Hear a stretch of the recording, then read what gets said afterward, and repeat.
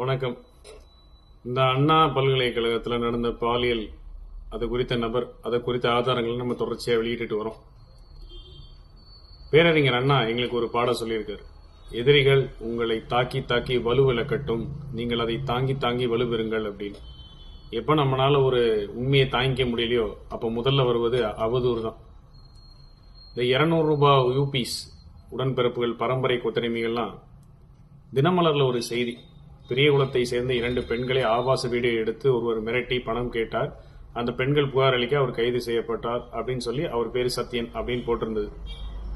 உடனே நம்ம துள்ளி குதிச்ச நம்ம உடன்பிறப்புகள் இந்த அரிய கண்டுபிடிப்பை கண்டுபிடிச்சு என்னோட தலையில கட்டு போட்டிருக்கிற ஒரு புகைப்படத்தை இணைத்து அந்த ஆபாச வீடியோ எடுத்தது சத்யன், பெண் வீட்டார்கள் இவனை அடிச்சு பின்னி எடுத்துட்டாங்க, தலையில அதனாலதான் காயம், காப்பாத்தினது எடப்பாடியார் அப்படின்னு சொல்லி ஒரு நியூஸ் நேத்துல இருந்து உருட்டுறாங்க.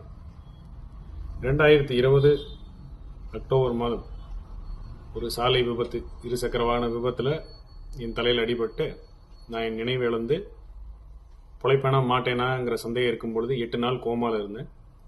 8 நாள் கோமாக்கு அப்புறம் நான் நினைவு திரும்பிய பொழுது எல்லாரும் மருத்துவர்கள் என்ற சொன்னது, உனக்கு பழைய மாதிரி பேச்சு வராது, பேச இயலாது, பிளஸ் உன்னோட நினைவாற்றல் பத்தி சந்தேகம் இருக்கு, அந்த மாதிரிலாம் இருக்கு, நீ எப்போ வேணா மயக்கம் போட்டு விடுவ, உனக்கு எப்போ வேணா வலிப்பு வரலாம்னு சொல்லி பெரிய பாட்டியெல்லாம் சொன்னாங்க. அப்போ அந்த தலையில நடந்த அறுவை சிகிச்சையில் ஒரு பக்கம் இருக்கிற எலும்பை எடுத்து என்னோட வயிற்று பகுதியில் வச்சாங்க. ஏன்னா 3 மாத கால அவகாசத்துக்கு பின்னர் தான் அதை திரும்பி அதை வைக்க முடியும் அப்படின்னு. அப்போ ஜனவரியில் திரும்பி அதை வைக்கலாம் அப்படிங்கும் பொழுது 2021 ஜனவரியில் வைக்கலாங்கும் பொழுது நான் இல்லை, தேர்தல் பணிகள் இருக்கு, இந்த நேரத்தில் பணிகள் என்னால் செய்யாமல் இருக்க முடியாது, கண்டிப்பாக நான் தேர்தல் பணிகள் பண்ணி ஆகணும் அப்படிங்கும் பொழுது, இல்லை நீ மயக்கம் போட்டு விழுந்தும் போது உன் தலையில எங்கேயே எக்கத்துப்பா அடிபட்டதுன்னா உயிர் கண்டிப்பா போகும்னு, இல்லை நான் தேர்தல் பணி கண்டிப்பா செஞ்சே ஆகணும், எடப்பாடியார் ஜெயிச்சே ஆகணும் அப்படின்னு. அந்த தேர்தல் முடிந்த பிறகு வாக்குப்பதிவு முடிந்த ஏப்ரல் மாதம் வாக்குப்பதிவு முடிந்தோடனே மருத்துவமனையில் அதுமணிப்பட்டு என் வயிற்றில் இருக்கிற எலும்பு எடுத்து என் தலையில வச்சாங்க. நான் இந்த விபத்தை பத்தி நான் எங்கேயும் வெளியில சொல்லலை, யாருக்கும் தெரியாது, பெருசா எங்கேயும் பிரஸ்தாபிச்சுக்கல, சொல்லலை. அப்படி அந்த எலும்பை திரும்பி வைக்கும் பொழுது நானா வெளியிட்ட புகைப்படாது. நான் மருத்துவமனையில் அறுவை சிகிச்சை முடிஞ்சு என் தலையில கட்டு போட்டு நான் படுத்துட்டு இருக்கும்போது வெளியிட்ட புகைப்படம். நான் இந்த பரம்பரை கொத்தடிமைகளுக்கெல்லாம் சொல்ற ஒரு விஷயம் என்னன்னா, அழகான குடும்பம் இருக்கும்போது ஒரு நடிகைக்கா பால் டயல் குடிக்கிறவன் இல்லை நான். மனைவின்னு இருக்கும் பொழுது துணைவி இணைவின்னு போற ஆள் கிடையாது நான்.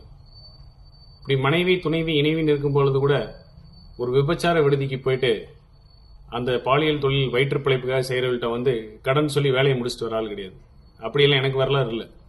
அந்த மாதிரி வரலாறு இருக்கிற இயக்கத்தில் இருக்கிறவங்க அந்த மாதிரி ஆட்கள் எல்லாம் வச்சு போற்றி கொண்டாடுறவங்க எல்லாம் ஃபேக் ஐடியை வச்சுக்கிட்டு இந்த மாதிரி ஒரு மலிவு விஷயத்துல இறங்குறது ஒன்றும் புதுசு இல்லை. இதனால இது ஒன்றும் என்னை ஒன்றும் பெருசாக பாதிக்கப்படல. ஏன்னா நான் யாருன்னு நிரூபிக்கிறதுக்கு என் குடும்பத்தினருக்கு தெரியும் நான் யாருன்னு, என் நண்பர்களுக்கு தெரியும், என் தலைவர் எடப்பாடியாருக்கு தெரியும் நான் யாருன்னு.